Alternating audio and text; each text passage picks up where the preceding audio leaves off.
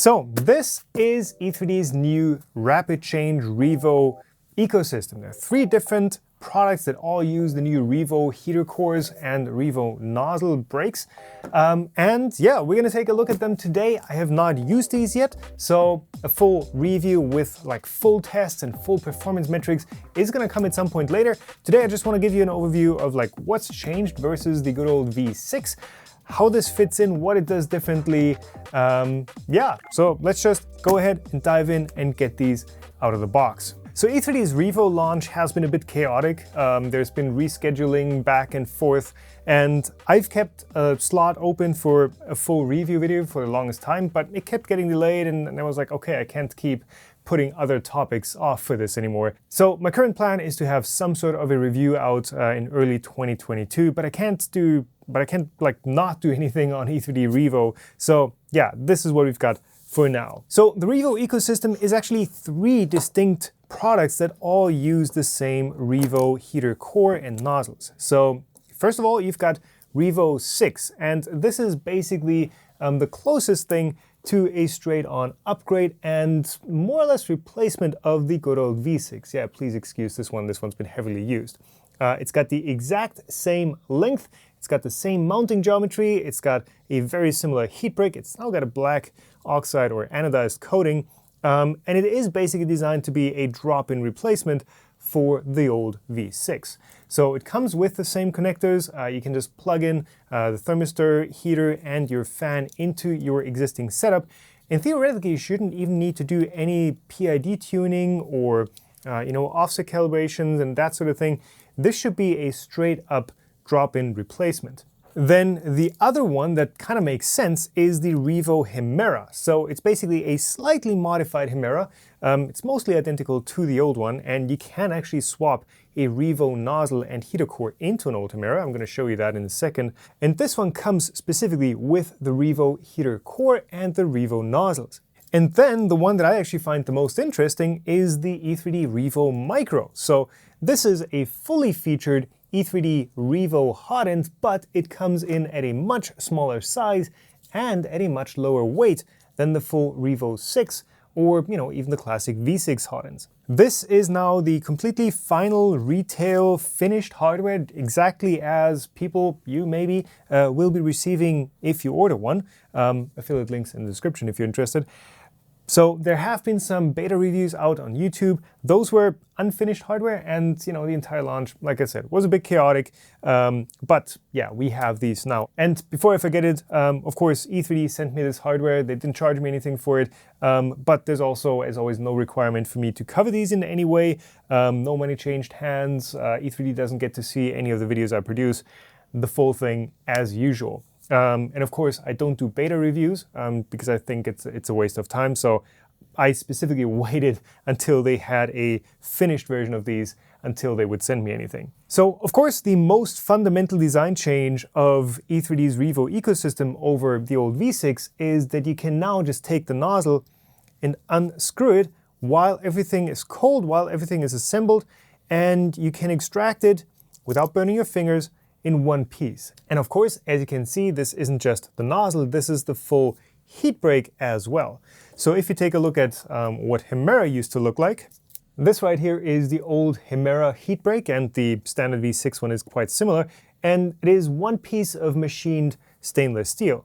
The new Revo heat break nozzle combo is a multi-part assembly where you have a brass upper thread, a brass core on the underside, and then a stainless steel tube that has been pressed in or crimped, or I don't know how they made these permanently into this setup. So this is essentially one single piece that is made with the correct materials for each part, whereas the old heat break was all stainless steel and is, honestly quite hard to manufacture properly. So now, since there is no more individual nozzle that you have to thread into a heater block or a heat break and a nozzle that you basically mush together inside the heater block, you don't have to worry about hot tightening the nozzle against the heat break anymore. You don't have to worry about leaks because this is all one piece and it is sealed together as just one unit. So there is the E3D Rapid Change Revo nozzle set. The idea is, with this mount that they sent, this one fits on a Prusa frame perfectly, and you just leave it there, you leave it on your printer, and whenever you have a different part that you want to print that would print faster with a thicker nozzle, you just grab the thicker nozzle and you screw it into your hot end. Easy as that. No hot tightening, no needing to wait for the hot end to cool down. You don't need any wrenches, you don't need any torque wrenches. This is literally just hand tighten it and it's good. The other massive change, of course, is that you're losing the multi-part assembly of the heater block. So traditionally, you'd have the heater block, you'd have a thermistor clamped in, you'd have a heater cartridge clamped in. This is now all one single piece.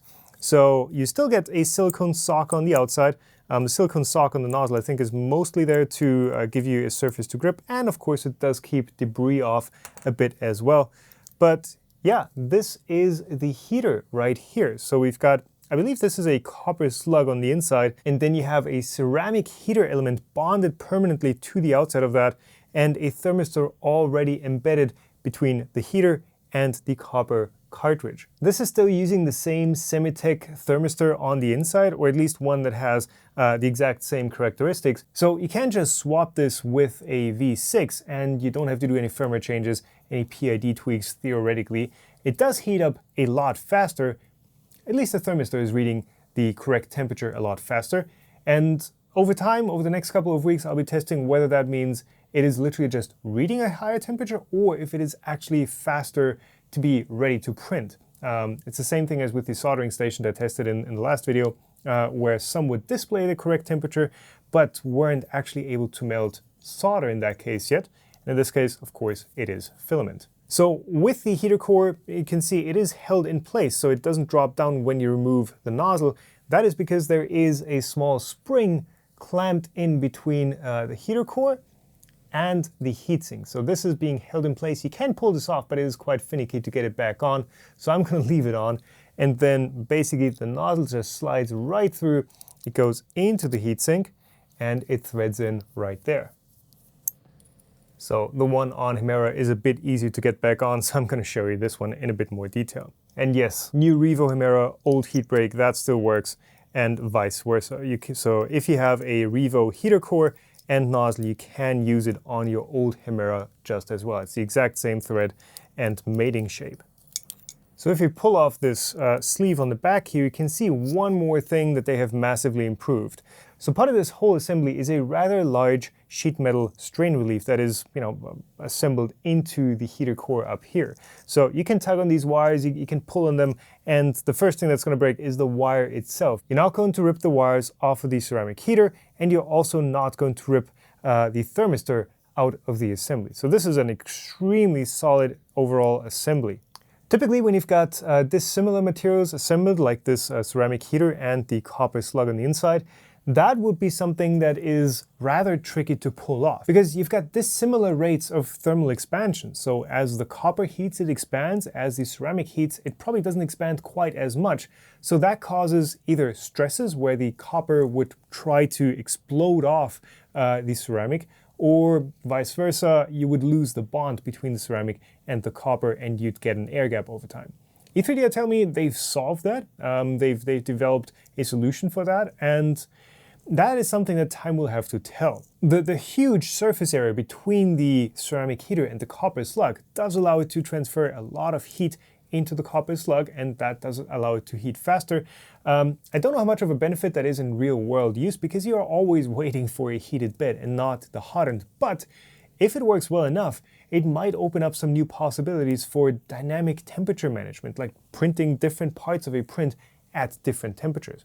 That could be interesting. What the ceramic heater also does is that it acts as a PTC element, so basically kind of like a thermal fuse. So as the temperature of the heater rises up to a certain point, the resistance of that heater increases and keeps increasing, so kind of naturally it is going to limit its own maximum temperature.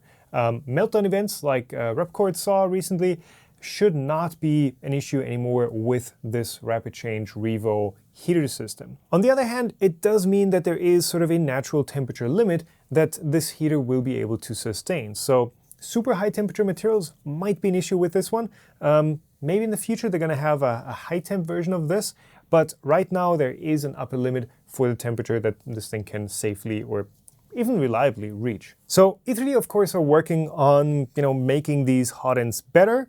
And ideally, they should also come down in price as the tech gets developed, as they move from individually machined parts into more monolithic and easier to machine parts. Ideally, these are all just turned parts. These are lathe parts, while this heater block is machined, and then the flats on the nozzles, on the old nozzles, also were machined on top of being a turning process. So eventually, I'm told these should come down in price a lot. But right now, these nozzle brakes are still quite expensive. So right now, the recommended retail pricing for a single rapid change Revo nozzle is £18.95.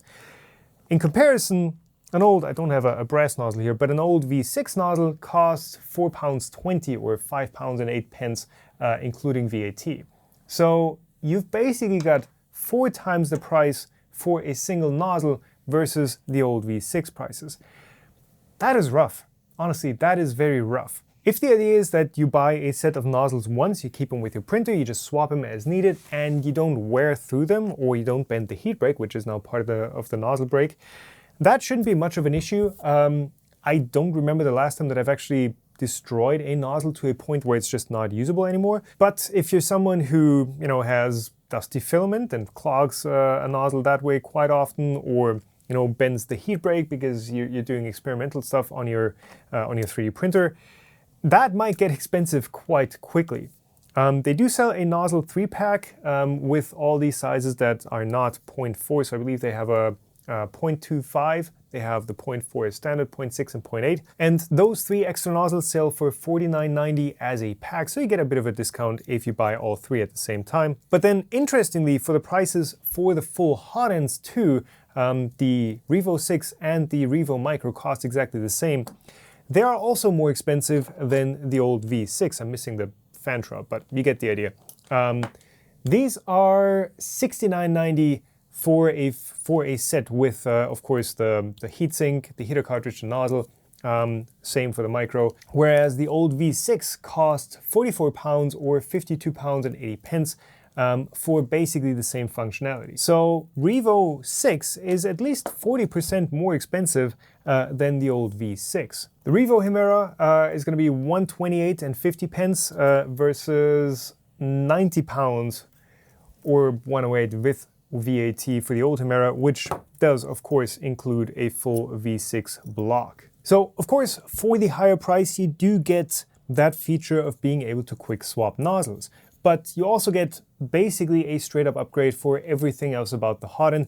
That was the design goal with the Revo ecosystem, to not just be like a side grade for V6, but to be an upgrade in each and every single regard of the hot end's performance. So I'm told it should melt filament a bit faster, it should be a bit better with filament control, it should have less heat transferring from the hot side to the cold side. So that's why you can have a smaller heat sink on Revo Micro. So overall, it's just a bit better in every single way that you can imagine. And of course then the quick swap nozzle system is a bonus that kind of ties it all together. And if we talk about price versus features, the quick swap system is something that you can't really get on any other hot end.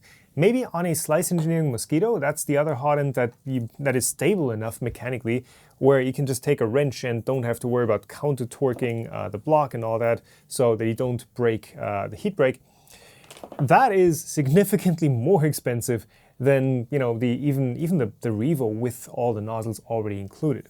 Of course, that does allow you to use the cheaper M6 nozzles, and one of the upsides of the old M6 nozzle system is that you can get different types of nozzles. So, of course, some of the specialty nozzles that we have is the hardened steel one for carbon fiber filled materials or abrasive glow-in-the-dark stuff. And then, of course, the plated copper nozzle that allows you to sink a bit more heat into your filament and transfers heat just a bit better.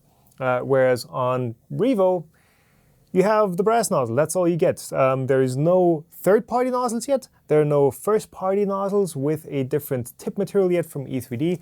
There are talks of a end-all nozzle that E3D is going to make that has a tip that is never going to wear out and still has excellent thermal properties. But as far as I know, that is not out yet. So as for the time being, you are stuck with brass nozzles and brass nozzles only. On top of that, E3D are now also patenting some aspects of the Revo system of, I don't know what exactly it is, but I believe it does keep third-party manufacturers from straight up cloning the system, and possibly also for making compatible nozzles. Now, of course, the smart thing for E3D would be to just license out the Revo system liberally to allow third-party manufacturers to also make compatible nozzles, because an ecosystem in a hot end that doesn't have any choice in nozzles and anyone else trying their best at making a good nozzle, I think that is going to severely hinder the success of Revo. So a broader choice of nozzles with different materials, as well as maybe a higher temperature and higher power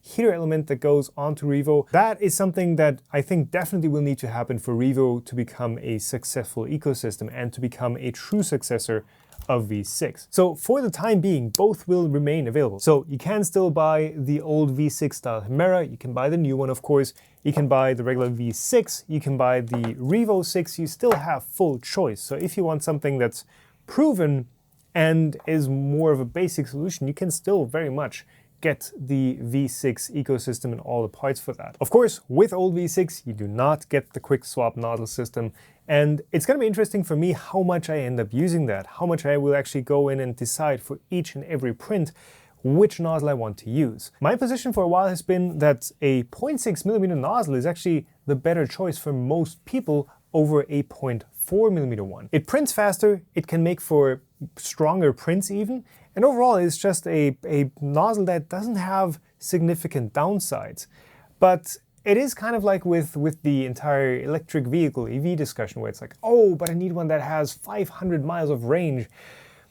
You don't need 500 miles of range. You don't need a 0.4mm nozzle all the time.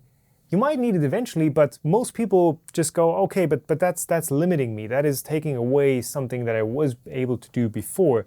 So yeah, we're gonna have to see how much I use this, how much I actually use the 0.4mm nozzle on Revo. I think I might use 0.6 and 0.8 way more than 0.4. And that's something that you can do on V6 too. Just install a 0.6mm nozzle and get that benefit too. So like I said, I'm going to be interested in seeing how much I make use of the swapping. From what I hear from the beta testers, they did extensively make use of that. I don't know if that's going to get old. We're going to have to see. I'm going to have a full review of the Revo ecosystem when the time is right. Anyway, I hope that kind of sheds some light on what the new ecosystem is, what it does, what the ups and downs are, and where I think there's still some needs to improve this. If you enjoyed it, leave the video a thumbs up. I want to thank all the patrons and YouTube supporters, YouTube members who are supporting the channel. We're going to have another video out this week. Don't worry about that. But yeah, for everyone, thank you for watching. Keep on making, and I will see you in the next one. Bye.